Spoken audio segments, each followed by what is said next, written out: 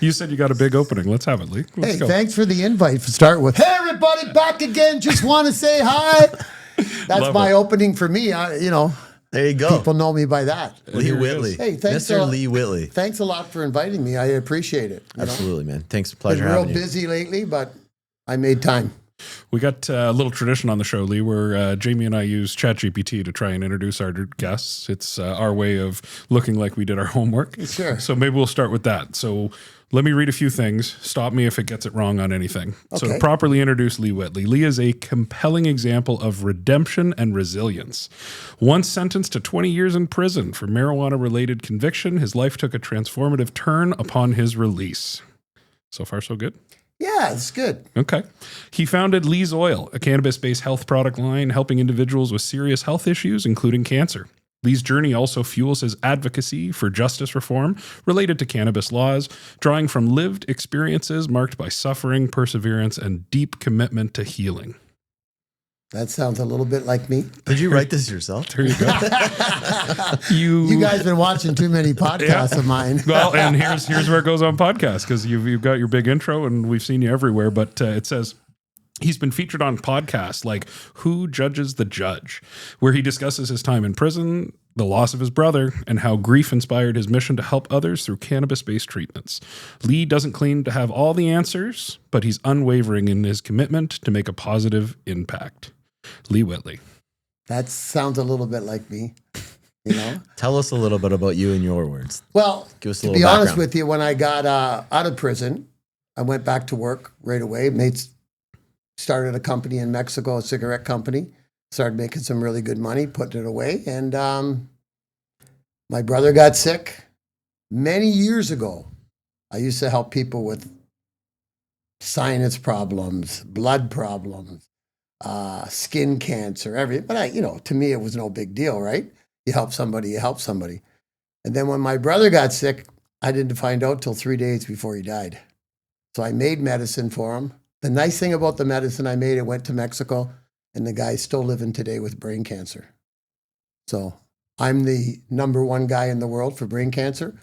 There's no hospital, there's nobody in the world that helps more people with brain cancer than I do.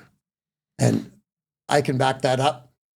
Just go to the hospital and tell them my name, and they'll tell you that fucking prick. So what does your stuff do for brain cancer? Like, does it cure it? Does it slow down the process? Does it allow somebody to just live with it? It ever really cures brain cancer, but we can put people in full remission. And as long as they take the pills, they live a perfectly normal life.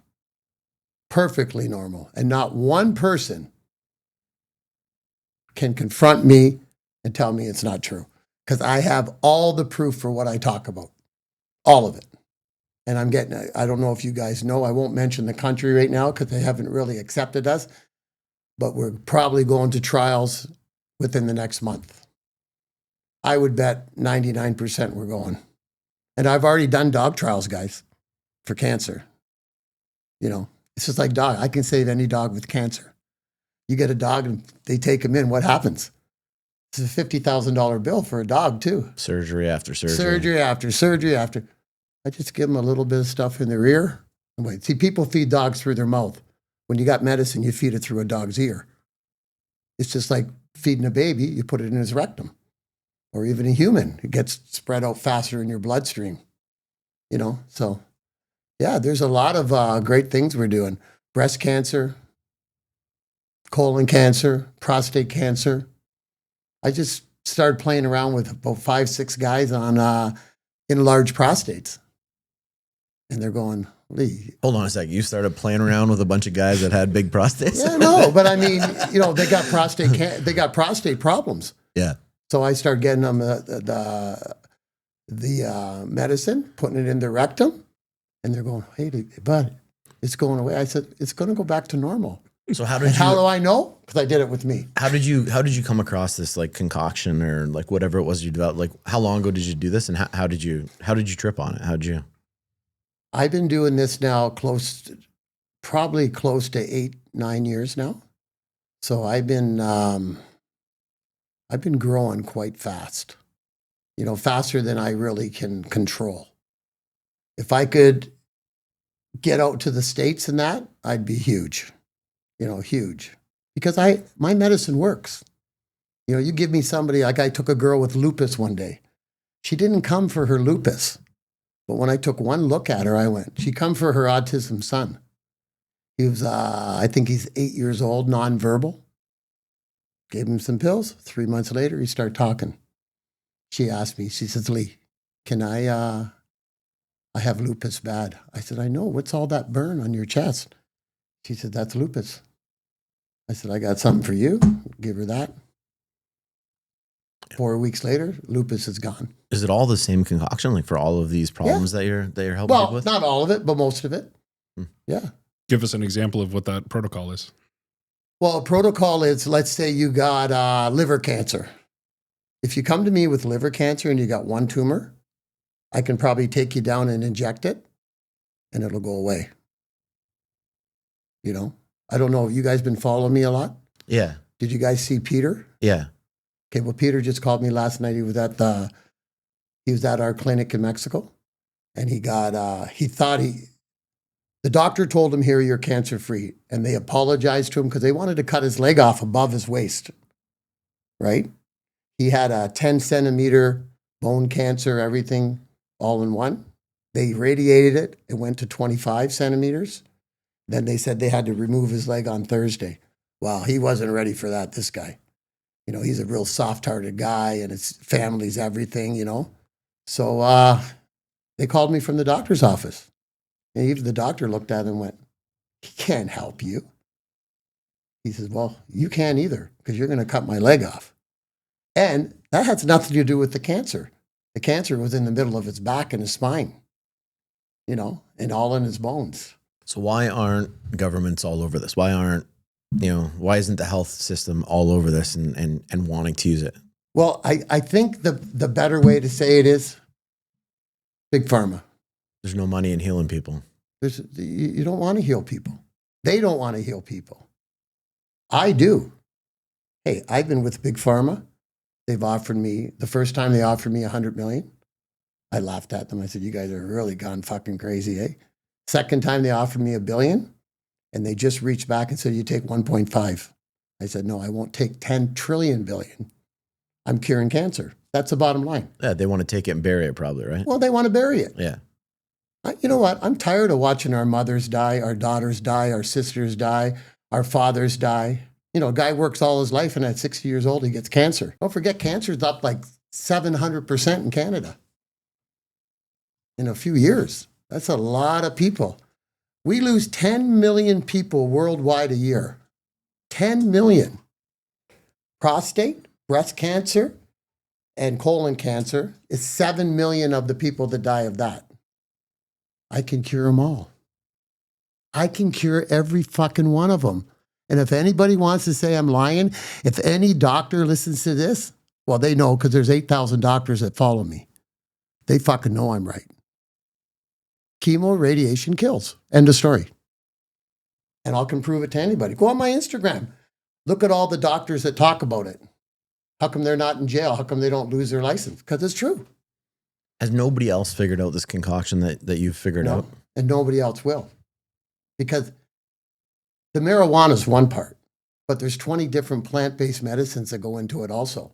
And then there's terpenes, So how did you stumble on it? Like, how'd you come across trying to figure this out? I did it pretty good until I met some scientist doctors, and then they took my oil and changed it into water-based.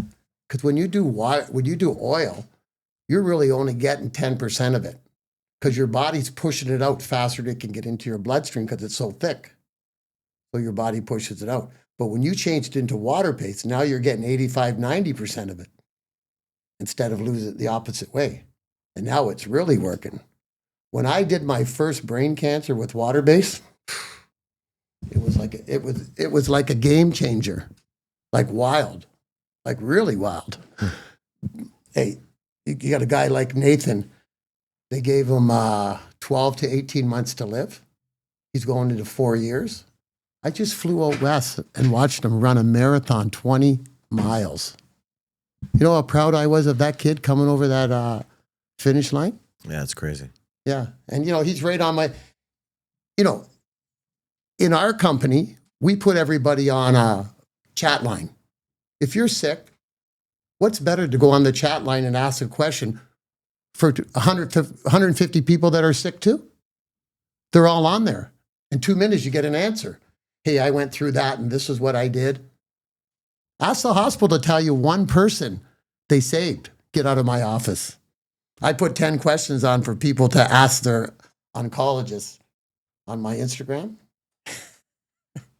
Everybody that says, hey, I want to get to 5, and they start getting mad. And at 7, they ask me to leave their office. Yeah, because they don't want to fucking answer. Yeah. That's the problem. They don't want to answer your questions. And I guess if people wanted to call you out, like they'd be all over social media saying, hey, I bought these pills and it didn't work and blah, blah. Want me to tell you something? I've been there. I tell people, 8 years I've been doing this. Don't look at my post. Don't believe me. Believe the comments. You know, if you do something wrong, People will be all over you. yeah, well, only one guy ever wrote something bad about me. He lived up north. His wife had cancer in her whole body everywhere. I was helping her. She was doing good. And he heard about the injection. I said, she can't do an injection. She's got cancer everywhere. She's got tumors everywhere. What are we going to do? Go inject every one of them? No. She has to do the pills. You're a fucking prick. My wife's dying. She's got 3. Hey, buddy, I want to help you. I give you the medicine free. I'm helping you. Sending you for an injection into the colon ain't going to help you. It's not going to help your liver and your lungs and everything. I only got one thing to say to women especially. You get breast cancer, please, please don't fucking hide. Don't hide. Come and see me. I'll help you in any way. If they want to go do chemo and radiation and get their breast cut off, I'll send them with some good doctors.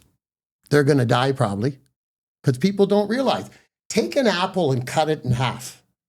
Because when you get diagnosed with breast cancer on a Monday, by Wednesday, they've already got you in the hospital, got your breast cut off, and started chemo and radiation. Think about it. You take an apple, you cut it in half. Oh, the cancer's gone? No, it's not. What about the other half that was attached to that? There's still cancer there. Oh, that's what we use the radiation and chemo for. Really, guys? It's like giving somebody chemotherapy with brain cancer. Why are you doing that, doctor? I ask him, why do you give him chemotherapy for brain cancer? Well, because it helps kill the cancer. It doesn't enter the fucking blood barrier of your brain. You got a double blood barrier. Chemotherapy doesn't go through your blood barrier. Why are you giving it to him? You guys tell me, why are you giving it to him? Well, I think the answer is traditional medicine. It's the way that people have been educated and the way that our healthcare system works. The educational system. If it's educated, I'm going to be a guy that argues with you on it. If it's educated, why don't you sit down with the people and tell them?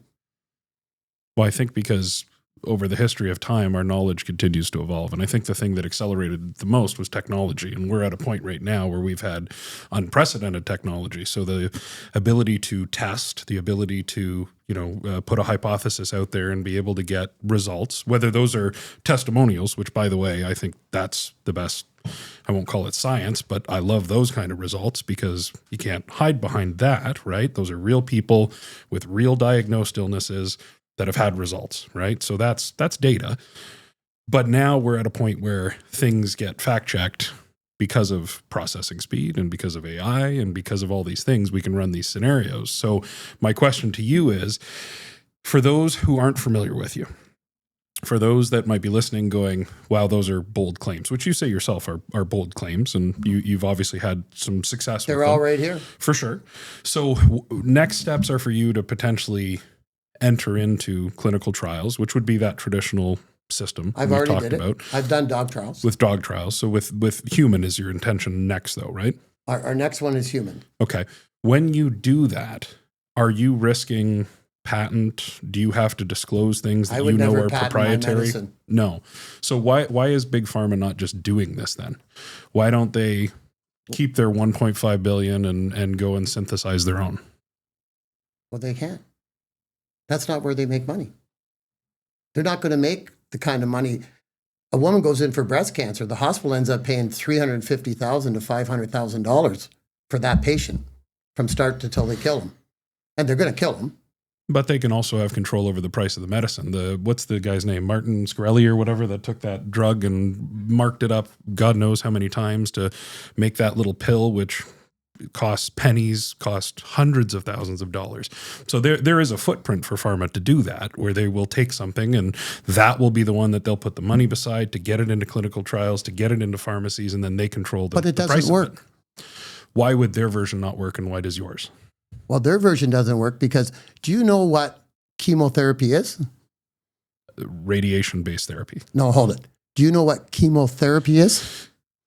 My understanding is orally or externally treated radiotherapy.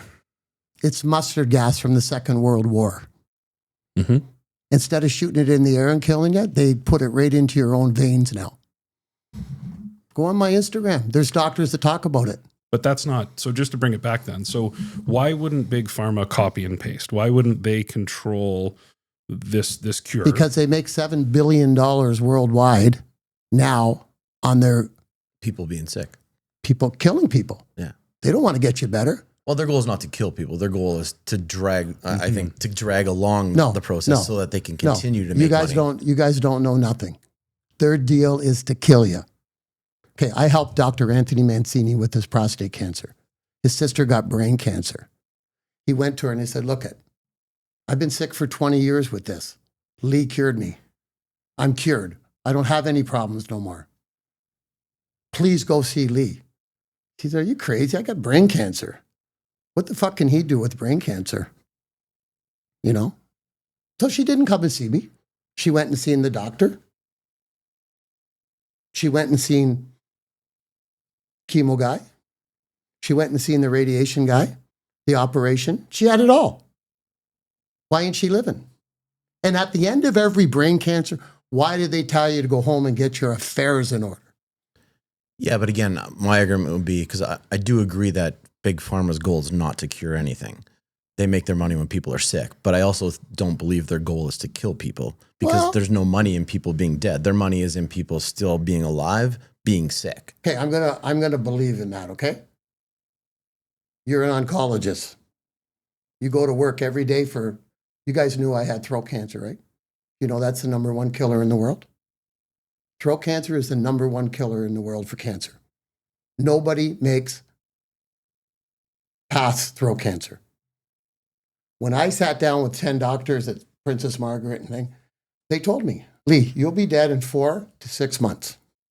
If we help you, you'll live 9 to a year. And I said, why in the fuck do I want to live 6 months in misery? Right? One doctor told me there's no such thing as chemo and radiation for your throat, Lee. Did you had this concoction developed before that? I only why did you go sit with 10 doctors to talk about it then? No, because I had to get all my scans. I don't have any scans at home I can go take. I have to go to the hospital to get them. PET scan, MRI. The only spot you get them is at the hospital. And it's even hard to go pay for one. I paid for my own MRI, $4,000 in Canada. That's what they charged me for it, $4,300. I paid for my own because I needed one, right? I went to another hospital. I have to watch going to the hospital because they'll kill me in there. Do you know when my name comes up, it comes up on every hospital in Canada? And why is that? Why is that? They want to know where I am, how sick I am, and who they can send in to kill you. I know it sounds tough. Why don't they tell us how many people they really don't make it in Canada? Why? Why don't we open the door and have true facts? I do. I have true facts. We'll never have that. Yeah, but why? We should have it. We should have a lot of things, but it's governments. Governments don't don't always tell the truth. If you want to see how bad cancer is, I hope I get to meet Kennedy soon, because me and Kennedy can cause a lot of trouble. Go see how many people they saved with throat cancer. There was 5 people in that room that day. I gave them all my cards. They all had throat cancer. They're all dead. And that's only a year and 3 weeks ago. Remember, I got diagnosed on 29th of May, 2024. They told me I'd be dead in 4 to 6 months. I was healed in 97 fucking days. Never heard of ever with throat cancer. And I had the worst one, squamous cell. Esophagus cancer. I injected a guy 7 years ago. He had 3 weeks left to live. He's still here. Doesn't have any problems. I do colon cancer. They send him home to die. They come and see me. Hey, it's still in their colon. Take them down, inject it. Falls out in their toilet because the tumor gets killed. Hey, there's one thing about other people talking. I saved thousands. I've saved thousands. And nobody can tell me any different because I got the proof. And I got people come to my house on a Saturday or a Wednesday. Watch all the people that come in and out and get their medicine. And come and listen to the people I've cured. People come and hang around with me just to talk to people. But people get great comfort from that. Great comfort. That's interesting for sure. Well, it's more than interesting. It's the truth. You know? Yeah, you could understand why there's a lot of skepticism about it, though, for sure, right? I agree 100%. But why is there? I think because a lot of people don't trust, and for a lot of the reasons because one, they don't trust the system that's in place right now, anyways. So it's hard to trust the complete opposite of that as well, right? Okay, so from 1850 to 1936, the only drug they cured you with marijuana. Why'd they stop it? No idea. Come on, you know why. That's when Big Pharma took over. That's when Big Pharma started going to the schools and giving money. It's all on the computers. It's not something we don't have to know. Why can I give somebody like a child? Why am I 17 for leukemia? Non-curable leukemia? It's a piece of cake for me.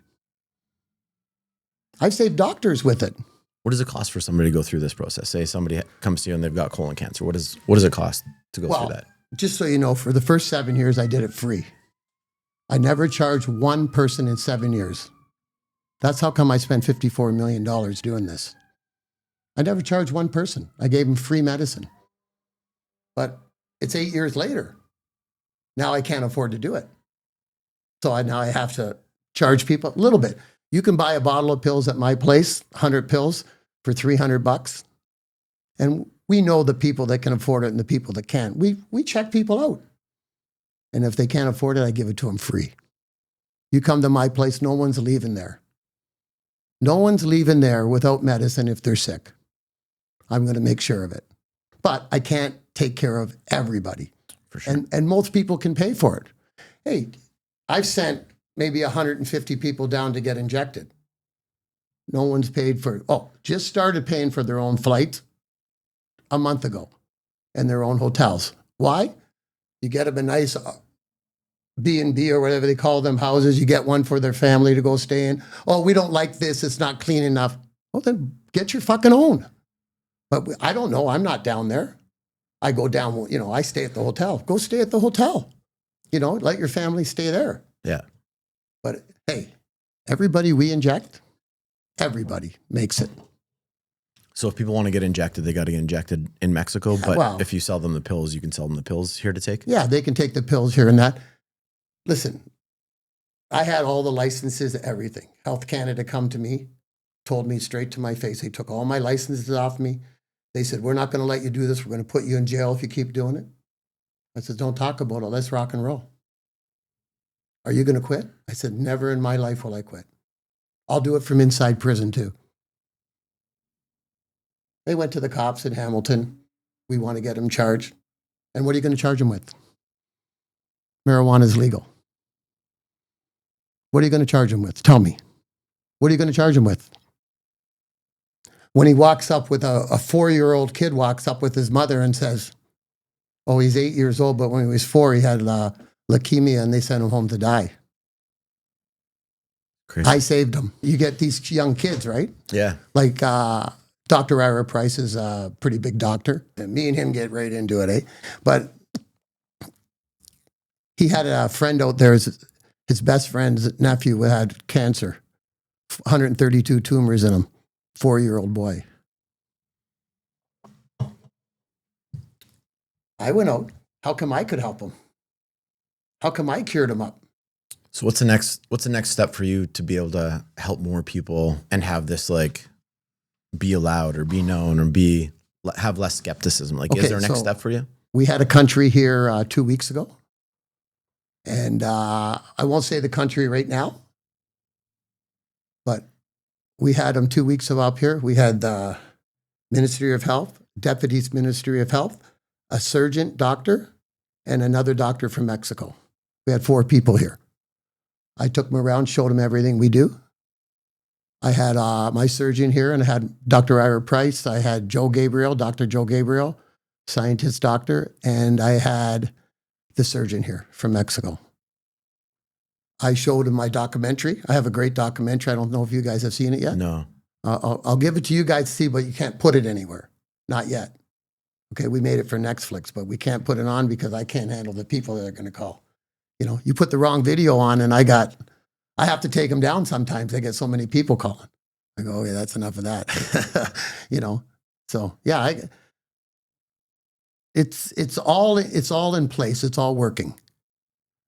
I don't want Big Pharma to get their fucking nose involved, because when they get their nose involved, they want me to do it with them. But mine has nothing to do with Big Pharma.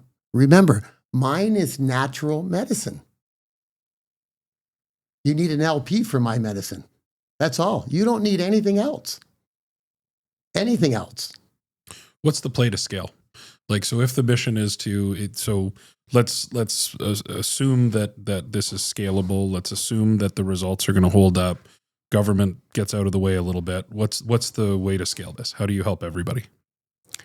Well, we got to get the hospitals to accept it. Like, I got an immune booster coming out, and it's coming out today, I think. Yeah, it's coming out today. So that immune booster, I'll just tell you a little story. My buddy called me. He's not my buddy. He's my employee. He's my CEO. They're in Europe. Took his little 6-year-old son with him. He got deathly ill, you know, flights and all that. He got really sick. He says, Lee, he's got the flu. Could I give him this immune booster you gave me? I said, yeah, you can, but give him 2 shots instead of 3. So he gave him 2 shots in the afternoon, 2 shots at night before he went to bed. Next morning, he said he was perfect. A lot of the sicknesses of your body, you just need that little boost. And we got the right immune booster for it. You know, and I used to give that thing out free. I probably gave 40,000 of them out free. When I put the immune booster back on, you should have seen all the call. Oh, thank God it's back. But now I got an N number. I got everything to put it out from Health Canada. You know, it's called Cold Aid. So, you know, that's another good thing. People that get COVID, guarantee you won't have COVID after a day and a half, 2 days with that. Guarantee you. Come and see me. I'll give you an immune booster. Won't even charge you if you got COVID. So how have you bankrolled this? Like you said, you blew through $56 million doing this for free. 54. Where'd you come up with the money to? Well, I got a great job in Mexico. I got a cigarette company. When I come home, 23 years ago now, I stayed home and worked for 2 years in construction, made some money, and I went down there. One of my best friends, Jerry Montour, he owns a cigarette company in Kenny Hill. So I went to work for them. So I make a good buck down there, and I saved my money and put it away. You know? Is the fact that the money came from cigarettes a big part of your passion to cure cancer? I don't think at the time when I started that, I was worried about curing cancer, to be honest. I got into worrying about curing cancer when my brother got sick. That was 8.5 years ago. You know, that was my big goal. I was devastated when he died. What kind of flack would you get when somebody listens to your story and goes, okay, so like 70% of cancer that kills people is throat cancer, you say? No, I did not say that. Well, it was a big number, whatever the number was. Colon, prostate, breast. That's 7 out of the 10 million people die a year. That's 7 million of them 3. But you said throat cancer is the most.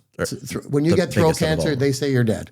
So you were saying its mortality rate is higher than any of the cancers with throat cancer. Is that? Oh yeah, you just can't get out of it. But so do you get pushback that you're making millions and millions of dollars for a tobacco company? They can say what they want. Smoking's illegal. Smoking's legal, so you can do what you want with it. And I got a license, and I do it all by law. I pay big taxes, and I make good money. What was the job with them? Just out of interest, what was the role? I still to this day run Mexico. When you say run, operations, sales, marketing? Everything. I got a whole team down there. I've been doing this for 22 years. I'm in all the chain stores. I'm everywhere down there. Do you have a background in anything like that would be either chemistry or Nothing. Okay. I don't even have an education. I'm a guy that I'm a builder all my life. I can lay tile, do carpet. I can do anything when it comes to houses. People come into my man cave and they go, "Who the fuck built this?" I said, "I did. Me and a couple guys, But that's what I've done all my life. I laid bricks, concrete, everything. My dad was a bricklayer. I learned many years ago. Yeah, I'm great at. I still do construction. I just built a beautiful lab over on Parkdale Street. I got a lab in Toronto, Markham. I want to bring it here. So I just finished building it. I built it in 2.5 months. We're just putting all our biactor machines and everything in there. Now the scientists are going to work out of there, so we're all within. Yeah. The Toronto scientists are going to come here. They have to take the 407 is an easy drive anyways, to get in. So, yeah, cancer's got to stop, man. And my goal before I die, cure cancer. Yeah, I think you get why we've got to ask tough questions, right? Hey, you know what? We all want cancer to stop. That's an easy question. Yeah, but there's going to be people that are going to listen to this and look at some of your back history and go, this guy's a snake oil salesman, which I'm sure you've dealt with time and time again for sure. Honestly. So we make sure we try and grill on the right stuff, right? And you know what? But when you're going to grill someone, find out everything about them. For sure. Know if they're telling the lie or not. You guys went through my Instagram. For sure. You guys know I'm not lying. Everybody knows I'm not lying. Yeah. The internet is it's hard to fact check social media. Everything on Facebook is true these days. But you know the nice thing about Facebook is, if you I said I cured myself with throat cancer, they took it down. No one cures themselves of throat cancer. He's a fucking liar. Okay, he's a liar. Still here though.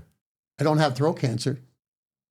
Even the doctors are like, they fucking know what they do. Well, and I think too, to tell you a little bit about Jamie and I, and specifically why we started this podcast, you had made a comment earlier that I don't know anything, or whatever the comment was. We actually go into all of these like that intentionally. My job is to sit down, shut the fuck up, and see if we can have a conversation, look you in the eye. Because yeah, you can fact check the internet, but I'll tell you, it's better to sit face to face and hear things. Well, that's why I do everything face to face. 100%. I don't like we have that in common. When you're sick, I don't want you talking to me on the phone. Come on and see me. Yeah. So here's my thoughts on a couple of the things you've said. First of which is I'm a fact guy. Those facts don't need to come from big pharma or healthcare. That's not where I get my facts. I love looking people face to face. So you've got people you've clearly helped. It's amazing. Don't contest that for a second. I bet a lot of the people listening would be the same when you're on any platform. They're going to have questions, because you also have to remember that, well, you know this more than anybody, but I'll state the obvious. The people coming to you are in the lowest part of their lives. They've been potentially diagnosed. They've been potentially told they're going to die. At that point, it's our instinct as grasp at strings. You got to look for it. Got to look for solutions.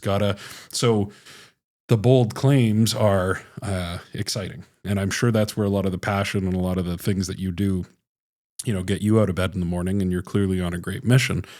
So if somebody's listening to this right now and they believe you, and they just want to see what it is, how do I get involved? What can I expect?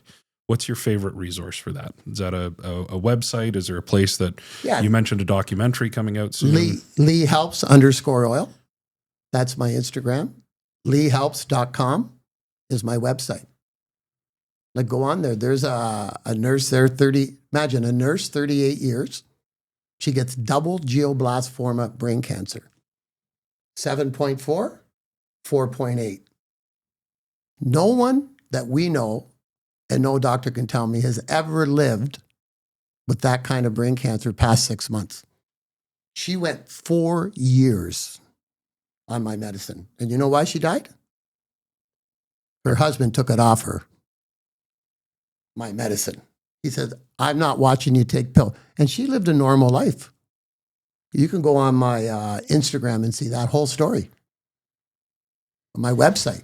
Website's better. Go on the website. The whole story's there. Yeah, it's powerful shit, man. And you know what? It's great when you can pick the phone up and call. Like if anybody ever thinks one of my videos are a lie, call me. I'll give you the person's number and you can call them. I hope what you're doing is everything you say it is. Because if it is, then like it's going to help a ton of people. You know what? So. I got some bad news for you.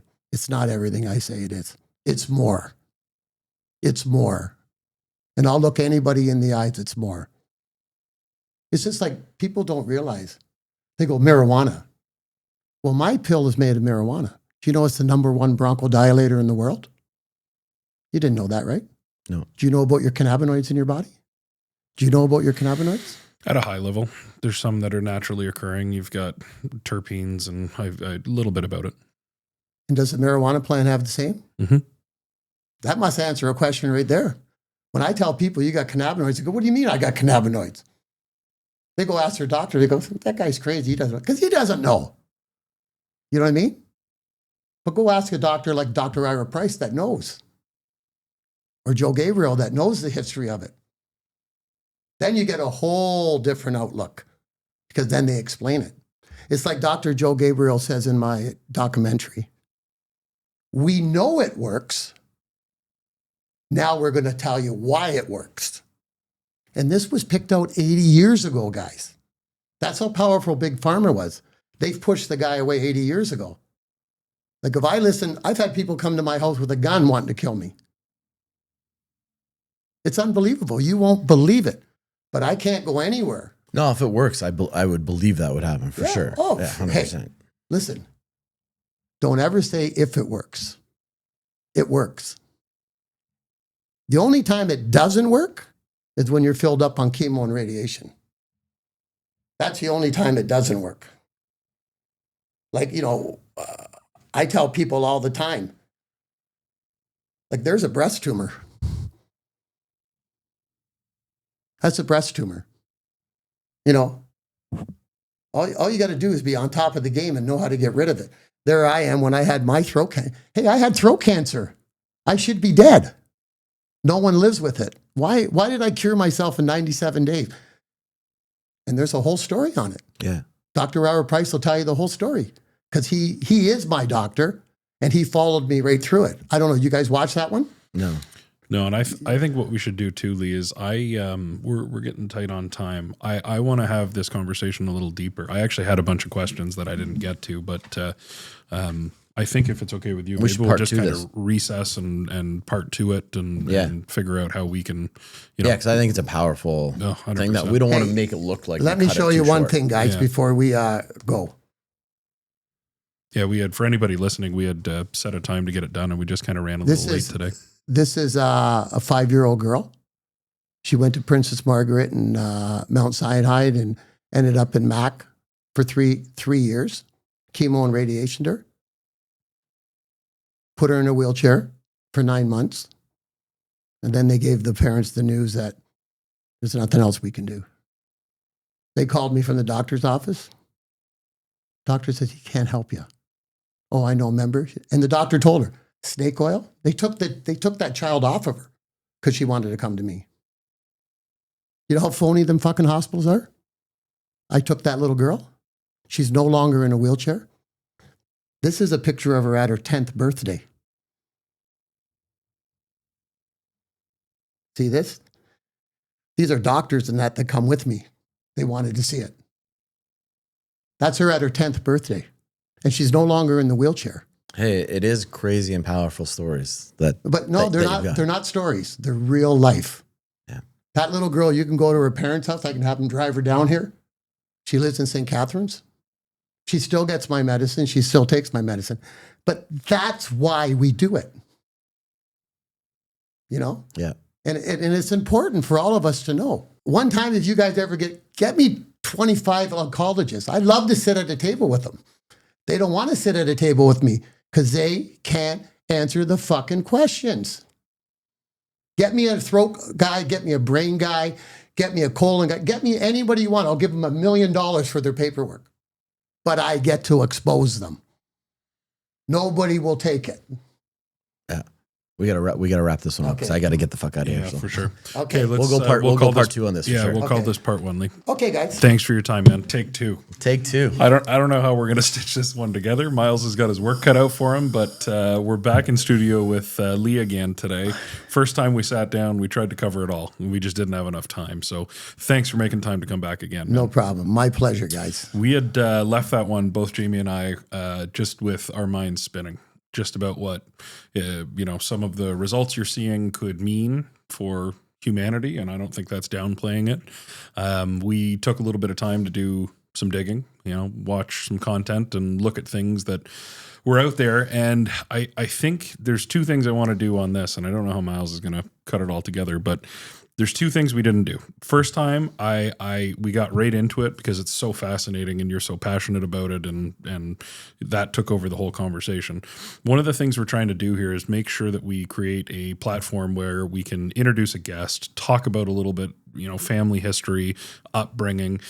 So I want to start with that if I could. So if you can tell everybody a bit about where you come from, what that upbringing was like, and tell us about you, the individual. Well, I come from a big family, 7 kids, 6 boys and a girl. My father was a bricklayer.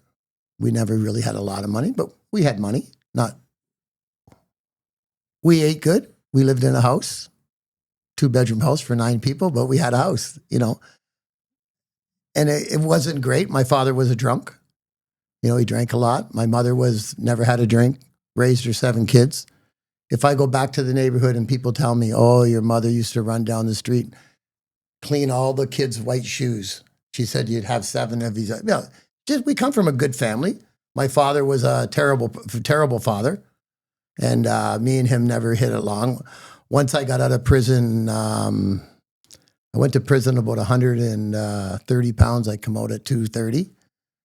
And I looked at my dad and I told him I was only like 24 years old. I said, you'll never lay another hand on my mother or I'll kill you. That night he smashed her in the face. He went to the hospital.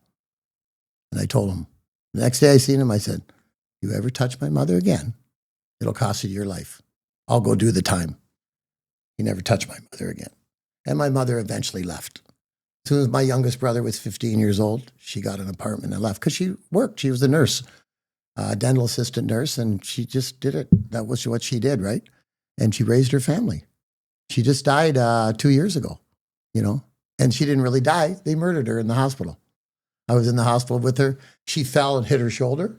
So I took her to the general and she was laying there. I was standing with her and the doctor come in to see her and was touching her like this. He says, then he come in with a needle. He said, I'm going to give you a little pain medication. My mom went, no. He says, what? She says, no, I don't need no medication. I just want an x-ray. And I want to go back home to my house, And I took care of my mother. I bought her a condo. I did everything. She never had a bill in the world once I come home. And he said, okay, no problem. I went to the fucking washroom. I come back. My mom was crying. Put something in my arm, Lee. There was a needle mark. Oh, Lee, put something in my arm. I didn't want it. I said, Mom, relax. You're going to be okay. She went to sleep. She never woke up again. Saturday, that was Monday at 3:00. Saturday morning at 10:30, she died. I went over to the nurse. I said, what did they put in my mother? What are you talking about? No one put nothing. Wow. And, when that happens, you start to get, and me, I'm already up against them guys, most of them. It's like Ira said, Lee, when my neck was blown, I can't send you to Canada, anywhere in Canada. They're going to kill you.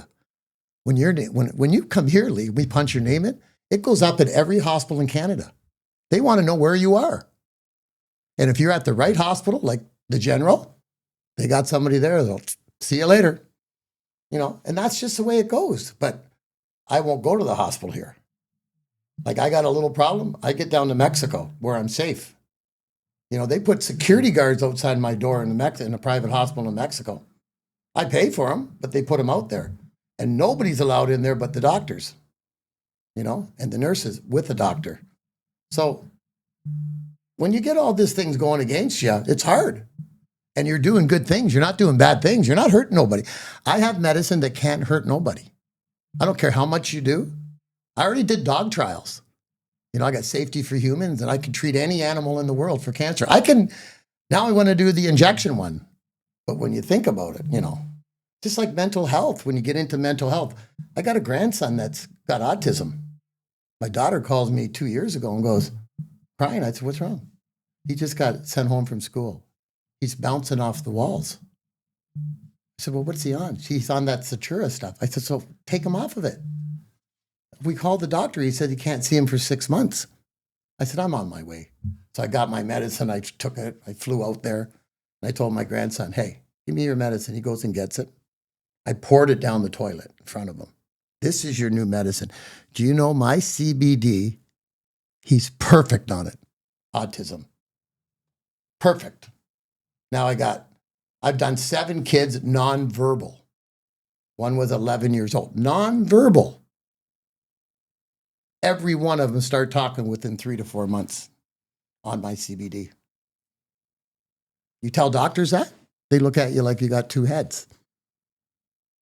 Like lupus. I get people at my house with lupus, they can't get rid of it.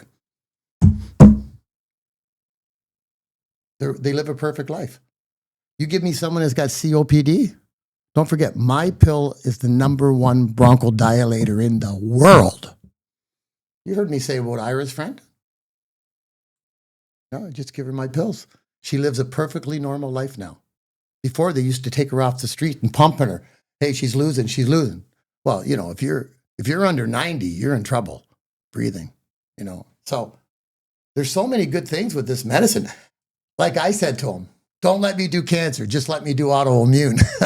I'll do more people with autoimmune than I will with cancer, because everybody's got autoimmune problems.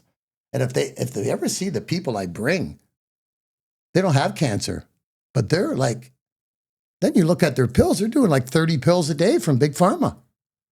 I said, the first thing you got to do is get rid of all them. You bring me anybody with diabetes, taking the pill, even the injection, 2 weeks, the person that's taken the pills will never have to take that again. One of my natural pills a night straightens it all out. It boosts your immune system, straightens out your blood. It's the #1. I don't know how it does it so perfect, but it does it every time. If you got cancer and your blood's bad, in 30 days after doing my pill, your blood's perfect. And that's the start. I don't know where it's going to stop or start, but when it gets going, we got migraine headaches. You know how many people suffer with migraine headaches? One of my pills a night, you never have another migraine headache. I've done it 50 times, so I know. It's amazing.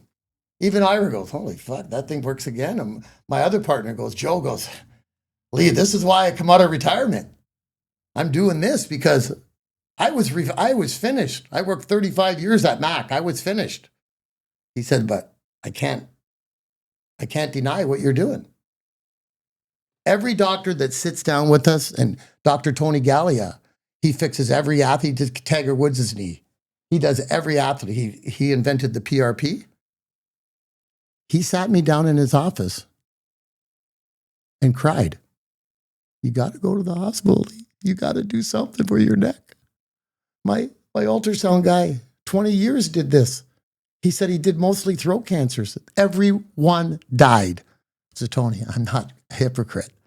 I'm doing my medicine and my medicine only. And you know what? 97 days, I was cured.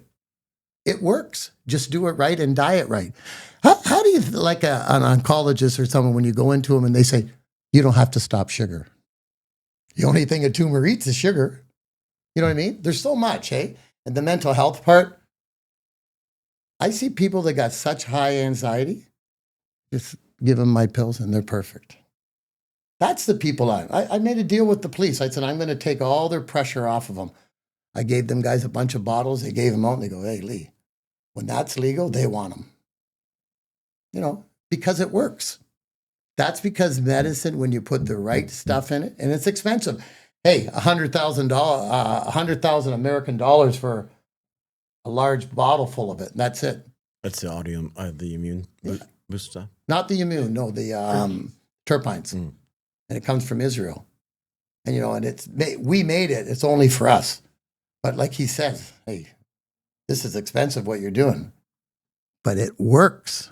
Without that, it doesn't work. My medicine used to work on itself pretty good. But when we put the new stuff in, it works great. It works unbelievable.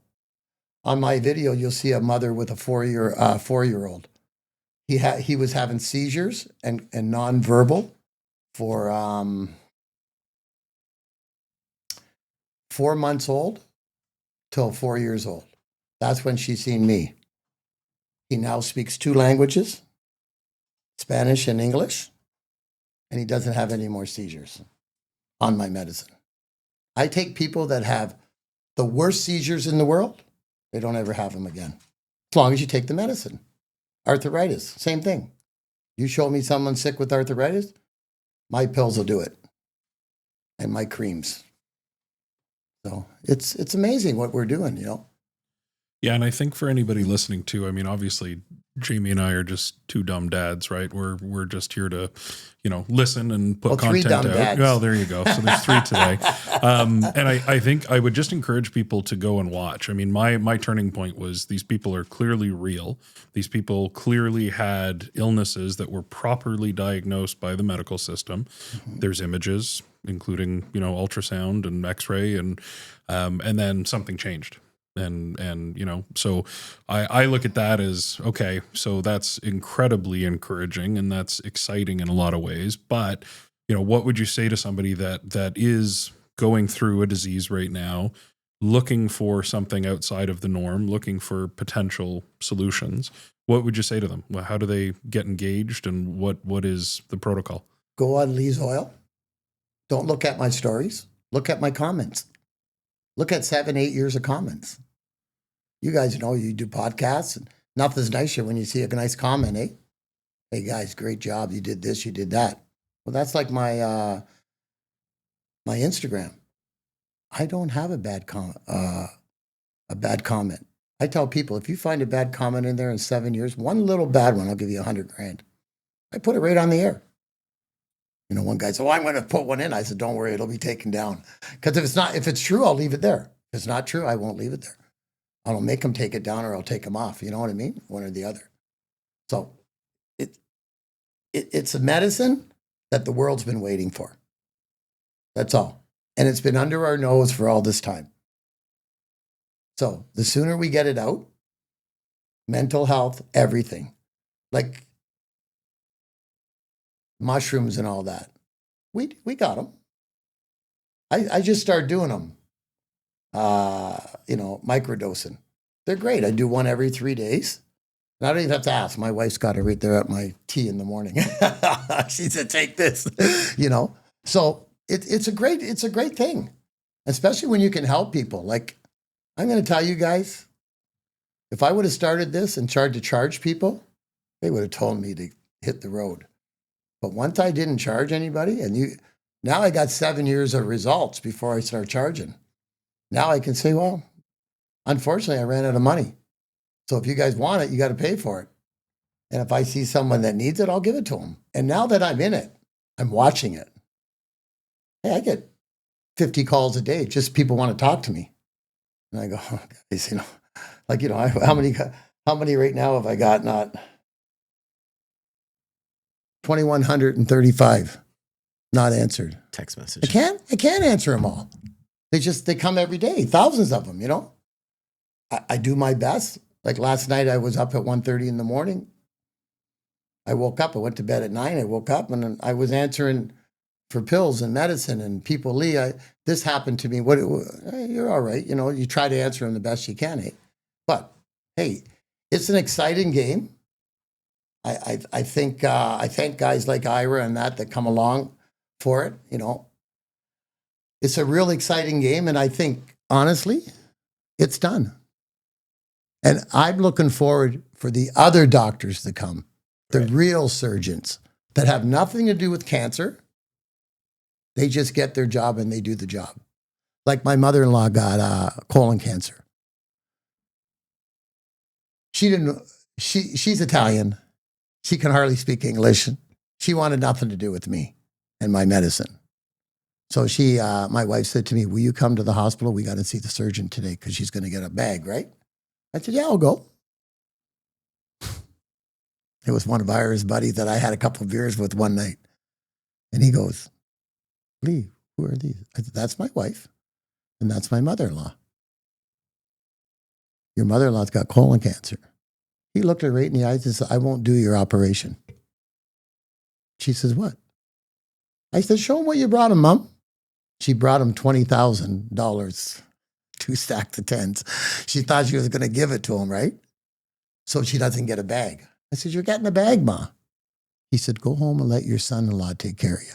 He says, if my dad was still living, I would let Lee treat my dad instead. My dad died because of an operation and chemo and radiation. He said, listen to me, go home. I saved her. Took me 3 months. She's cancer-free. So there's a surgeon that believes in what I do because he knows. I had another doctor call me up and he said, hey, I thought you were a fucking liar. I said, why would I lie? I got to prove it. He goes, I took every name I could get off your Instagram. I went to the hospital and opened up every case, and you're right. Every one of them had cancer. I said, hey, I'd be a pretty bad person. I deserve the death penalty for that, telling people I could do this and taking money off them and doing this. Hey, when you don't charge, that's a whole different thing. And then you see the real creeps out there that come. Guys that get in there. Guys phone me up and say, hey, Lee, there's 400 pills of yours on this party we're at. Take one if you want. I go down and see it, and I look at Baldy. I go, okay, don't come to my house no more for cancer pills. This is what you do with them, eh? Because you're cancer-free. Because I like to give guys pills even if they don't have cancer anymore. Like, I'd like you to do it for a good year or two after. I'll always do it because I know it's good for my body. You know, the nice thing about our medicine is somebody can be sick with something nobody knows how to fix. You start taking that medicine and you're like, holy fuck, this is great. I'm feeling better, you know, my eyes, I'm seeing better, my skin's better. It's amazing. It's amazing what happens. And that's what makes you so you don't want to quit. Right, for sure. You can't quit. You know, I can never quit this. Never. And, you know, I'm the kind of guy that's I'm going to make a lot of money. I think I'm going to make in the billions, but I'm going to go after another one because I know I can do it. With the right doctors around me, I know I can do great things. It's not the money. You can only have so many nice houses, cars. After they're all done, come on, what do you need the money for? It's nice to have the money. It's nice to have the private jet. It's nice to have all that, but it's also nice to help people. You know, you got so many people out there. I always say one thing to everybody. If everybody does one little thing for one person, what kind of world would we live in? You know, makes me sick to watch the TV, all these people getting killed. And, you know, that fucking guy pleads guilty the other day. They killed 2 20-year-olds and 2 21. Like, where are people's heads? You know, I like China's way. That guy was taking the chemotherapy, taking half of the chemo out and putting distilled water in. He got caught. His sentence was death. When he got found guilty, the judge says, your sentence is death. You got 1 hour to say goodbye to your family. Take them out back and shoot him. I hate to say it, but if you know he's guilty, that's the best way to do it. Get rid of them. Why are we feeding them? They took somebody, like that guy took 4 beautiful lives away. All in university. Who knows what they would have been? Presidents, doctors, anything to help us. These young kids. What do? Yeah, sad story. I'm an uneducated guy. I went to school. I was out of school at 15 years old. And the school told my mom, no, he's not allowed to quit till he's 16. We're letting him quit. We don't want him here. Get him out of here. And I wanted to work anyways. You know, I was a guy that always worked and got money. So speaking of uneducated dads, there's 3 of us here. Talk about your kids. We don't know anything about your kids. I got a son to the first girl. I was 24. I met this girl, and she had a boyfriend that was beating her up, and I ran in a street gang back then, Parkdale Clubbers, and it was my pleasure to, she said, you're going to get your head kicked in and this and that to me. I said, oh, I'll take my chances. I'm 40. I got 40 guys at the jockey club. Nothing's happening to me, But it started at bullshit. I ended up dating her a little bit, and hey, she got pregnant. I met my son when I was in prison when I met him, 14 years old, and he's 47 years old now. I have no relationship with him. He's been married 3 times. Like I've done everything. I bought him a house. I gave him a car. I did everything I could do for him. And he's just a joke. I built him Beta nightclub in Cambridge out there on King Street, 24 King Street. I remember because me and Joe Ertl built it for him. Him and his daughter. Like, he just quit everything. So I don't really associate with him now. One of the big, he's a DJ. He's Project 42. And he's also a manager for one of the biggest DJs in the world. He gets 400,000 or 500,000 a night, this guy, Cascade. And he writes his songs and he does it. I don't have a relationship with him. He got married again a year ago, and he wrote me a letter saying, hey, if you want to come, can you behave yourself? Behave myself? I don't even know who you are. My wife said, I said, don't even answer it. Just forget it. You know what I mean? And then I got a daughter from my first marriage. And I was married to a girl that's one of the biggest chartered accountants in the world, Rhea Pinelli. And I was married to her, and we have a daughter together. And I got 3 grandkids, and 3 with her and 4 with my son. So. See the grandkids? Yeah, grandkids. Oh, I don't see my son's grandkids, but I see my daughters all the time. You're close with your daughter still? Oh, yeah. I'm just, that's my, and then Antoinette has 2 girls. So when I met her, I met her 3 days after I got out of prison. She has 2 little girls. She had a 3 and a 5-year-old. That gave me a chance to raise the kids, right? And I loved it.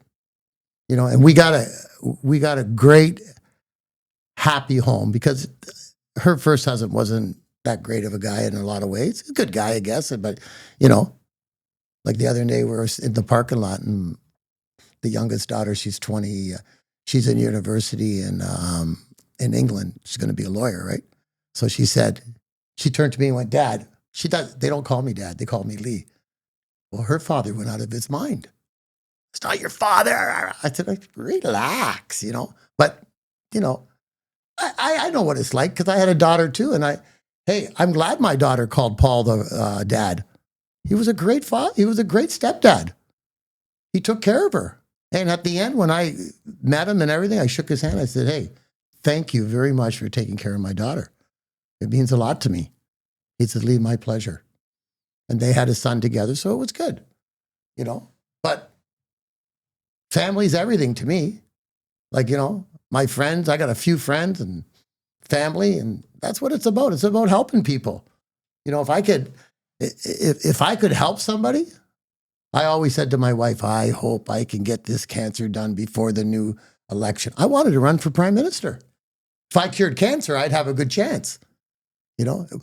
My logo would have been, if I can cure cancer, the world couldn't. I can straighten out this country, because you learn, right? And you do things, you learn, you want to learn. Man, would I love to see that party platform. Hey, I'm going to tell you, I can pull off a lot of fucking shit. And just like I'm going to pull this cancer thing off. Everybody said no at the beginning. What's the family say now, though? Like, what was mother-in-law's takeaway from all that? What did she say to you after? Well, when I first got out, and somebody went to my mother-in-law now, and gave her the newspaper cuttings on me, and she read them, and She told her daughter, don't ever bring him around me ever. I don't want that criminal in my house. That's the end of it. And everybody was going to her, are you crazy? Do you know Lee's half nuts? And you're going out with him, you got 2 kids? She says, well, he's not like that with me. He's a pretty good guy, you know? So one day we're just around the corner having a coffee, and the mother phoned her and said, Daddy fell because he had a stroke. Her husband, my wife's father, had a stroke, right? And he was not all there, too, you know, but he was, you know. I can't get him up, come and help. She says, I can't come, I'm with that guy. Just bring him. Get him off the floor, right? So when I walked in, I had a hunting jacket on. He used to be a hunter. So I said, no, I'll pick him up. So I just grabbed him. I picked him up, put him in his chair, right? And then she called me and she goes, I don't want you to lie to me because I know everything about you. I said, everything? I said, wow, you know everything. She said, I'm going to ask you one thing and don't lie to me. Are you still in the mafia? I started laughing. I said, I'm not even Italian. How can I be in the mafia? You got to be Italian to be in the mafia, right? She goes, well, the newspaper, I said, no, the newspaper said my ties were far, but not deep. You know, like I can't get in because I'm not Italian, you know? So she was like, huh, but go to her now and tell her something bad about me. She'll tell the world, this is the best guy in the world, you know, with the way I treat her grandkids and our happy home. I've never had I've told my wife to fuck off. Don't get me wrong. She's told me to fuck, but we've never had a fight in front of our kids. Never. Like people used to say, your mom and dad fight a lot? My mom and dad don't even yell because I don't go for that. You don't get nothing out of screaming and yelling. You know what I mean? I don't do it. I don't want to do it. Yeah. You know? And that was good for me because I got to raise them kids, and now they're 28 and 26. They're great kids. And, you know, to me, you know, they got everything. My daughter graduated. I said, what car do you want? What car did she want? Yeah, it's a G-Wagon for sure. She wanted the G-Wagon. yeah, guaranteed. You think she's got it? She got a She's low daddy's mileage Jeep YJ. Yeah, she's got a brand new G-Wagon. Nice. You know, Yeah. the top of the line can't get any better. I personally didn't want to get it for her, but we promised her, so we get it. And I told her, don't kill yourself in this car, you know. And she said, well, I'm going to sell my, I said, no, you're not selling your other Jeep. Leave it right there. It's brand new. You're going to drive that because you're not going to drive that all the time. And I get scared because the way it is right now with guys sticking guns in kids' face, taking their cars and everything. And I tell her, keep your doors locked. You know, they want your car, let them take it. There's insurance on it. Don't get hurt over it. Yeah. Here, take it. You know, that's the way I am. And, you know, I love my kids. Them 2 girls are just like my own daughter, you know. When I made my will out, I put a will there. Everything that me and my wife has goes to the 3 girls equally. And because my daughter quit school, she went to university. She's going back now. But when she quit school, I said, if Olivia becomes a lawyer, she's the boss of all the money, not you. Why, Dad? I said, no, because you're the oldest. She went to school. She's going to be a lawyer. So if you want to do it, you better do something on top. And her mother goes, Lee's right. You know, and I want to take care of my grandkids, you know? I think this is the part that like a lot of people that are watching they're not going to have this perspective. If they're watching your social media and they're watching it, I was like, there is a real Lee as well. Yeah. You know, I'm going to be honest with you. People that come to me and they sit in my man cave, you guys should come over one day on a Saturday or a Wednesday night. People go, is this what it's like here? Yeah. People that I cured, I don't pay them, but they don't want to leave me. They're there helping other people with the sickness, and they meet them at the door. And it's amazing to watch because these people are all sick. They're all cured now, but they were all real sick. And I mean, on their deathbed. And, you know, you look at them now, they're there helping people. And sometimes I sit back when I got 30 people there and I watch, wow, look at everybody talking. Hey. What is the future? What's the next few steps? What are you excited for? So the next few steps is I'm going to go to Belize, I hope. And that might have been the call I got. I seen on my phone that Pedro called me, and he's one of my guys down there. And that might be about Belize, because he's the one that's taking care of Belize for me. What would So- you be doing down there? We'll do all the injections. So my deal with them is this: when they were up here 2 weeks ago, the only thing I want from Belize, I want to use your hospital. I want to do 25 breast cancers, and we're going to pick them. We're going to pick them. We want Mexico, Canada, United States, and Belize people. We want 25 women. So when we get them, we're going to do them. I know we're going to do 25 for 25 for breast. Colon, I've done 30 colons. I know I can do colon cancer like that. Prostate, a little tougher, but now I bought them guys a new machine. And this machine goes right over top, and we made it up where it completely hits the whole prostate. And I had an enlarged prostate, and I said to myself, you know what? I'm going to try these suppositories. Within 4 months, my prostate was back to perfectly normal. You know how many guys suffer with prostate? Thousands. All you do is shove a couple suppositories a day. You don't get high. You know, they're $6 each, so it costs you $12 a day for 3 months to get cured, or turns into cancer, and you got big problems. So you get those 25 people down there going through this test. How do you regulate it so that it would be a proper clinical trial? It's like I told you. Doctors? 2 doctors from Canada. Yeah. 2 doctors from the United States. 2 doctors from Mexico, and Belizean doctors. And then I want a coordinator from Canada, Mexico, United States. So everybody run their trial the way they're supposed to run it, and we'll abide by the rules. Right. But I will film every person. That's what I want to do. I want to film every person. I don't want one person to say it's a lie. I don't want anybody to question it. It's not going to be a thing you can question. It's going to be so blunt and so straightforward. And everybody can say, hey, there's 3 countries here. We've seen every one of them. It worked. And your reason for having to go to a country like Belize is because, like, if you try to do that in Canada, is there any way that they allow you to do a trial like that here? No, that you can get regulated? You know what? I was going to build a surgical room. It was going to cost me about $7 million for everything, because I need the MRIs, I need the CAT scan, but you can't get them. You know, you can't get them. That's the problem. Can't get a license for them. You can't get them for nothing.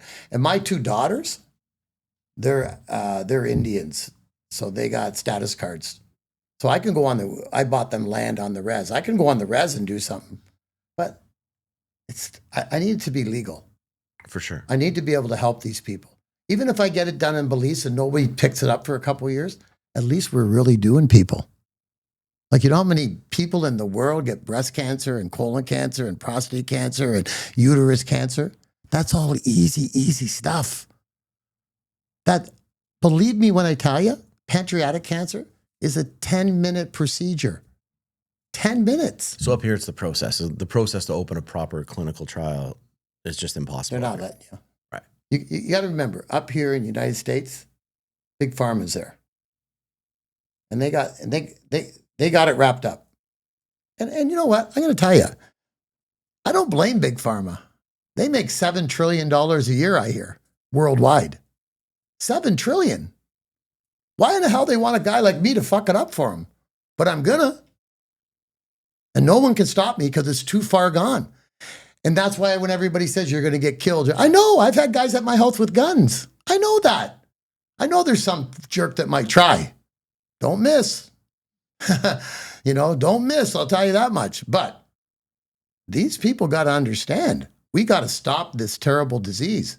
And if anybody ever wants to say, hey, you're doing the wrong thing, come on with me for a day. Let's go to McMaster Kids Hospital. Let's look at all the kids in there that are fighting leukemia. A lot of kids get leukemia. They're in there fighting leukemia. I can cure leukemia in 30 days. They'll be almost done in 30 days. Their blood will be clean and they'll be on their way. Why? Why? Look at the 5-year-old I did. They brought her to me. I couldn't do it. Princess Margaret took the baby off them for 3 years. They said, we'll take care of her now. Sent her home to die after 3 years. Then I got her back. She's on my documentary. Then I got her back. And she was in a wheelchair for 9 months when I got her back. She's not in a wheelchair no more. She's not in a wheelchair no more. And that's another good thing I do. When they burn them out, glioblastoma brain cancer, and they put the people in a wheelchair, if they come to me, I get them out of the wheelchair every time. Because cannabis is the only, my medicine is the only drug in the world will penetrate both blood barriers and clean your brain. I wish Dr. Ira Price was still here. I'd say, what happened with your best friend's nephew? Had 132 tumors in him, sent home to die. What happened when I flew out west with the medicine? Tell the world what happened. He was 4 years old. Tell the world what happened. He's 8 years old now. We don't have to explain no more. It's bold, but it's true. Well, let's go bold on a different story then. Okay, let's go. We do a little thing called dad jokes. Let's hear what your bold dad joke would be. I got a great dad joke, but it's not really a joke. It's kind of true. My father was a drinker, was a partier. I used to own a strip club, Lovely's in Hamilton. So one night we were all partying. We go back to my dad's place. I'm dating this girl. 3 weeks later, I go back to my dad's house with my buddies one night. Didn't knock or nothing. They just went in his house. You know, it's my dad's house, right? He's fucking banging my broad in there. My old man, you know, he's banging my fucking broad. I'm going. The Lee Whitley dad joke. Hey, but you know what? I was laughing. I was going, what the fuck? Your dad joked you. Yeah, he joked me right in. But hey, to me at the time, I was like mad. But then I got thinking, I said, hey, he's pretty smart. He's got my old lady in there, you know? And she says, well, he's a fucking lot better than you are. I said, okay, rock and roll, you know? And I think she was fucking banging him for like 3 years after. He wasn't taking the Lee Whitley pills. He was taking some other pills. No, I didn't have them then. But I'm just saying, that's a story I was thinking of, and I was going, now I know where she was every night. She didn't see me. She's down at the old man's house. That's a show first. Yeah, that's a first. That is a first. Well, and it's a true story. It's not a lie. It's a true story. Yeah. You know. Your dad joked you. Yeah, but that's all right. What are you gonna do, right? Yeah. Oh, I could probably think of a million things with my old man, but no, maybe we'll stop on that one. All right, Lee, it's been great having you, man. Thanks. We appreciate guys, hey, just remember one thing. People can think what they want of me. I only do this for the people. I don't do it for me. I got money. I make great money. And I take all that money and I put it back in every month. I just want this terrible disease to go away. And I'm not gonna stop until it goes away, unless it outdoes me. But I think in the next 6 months, we're gonna get rid of it.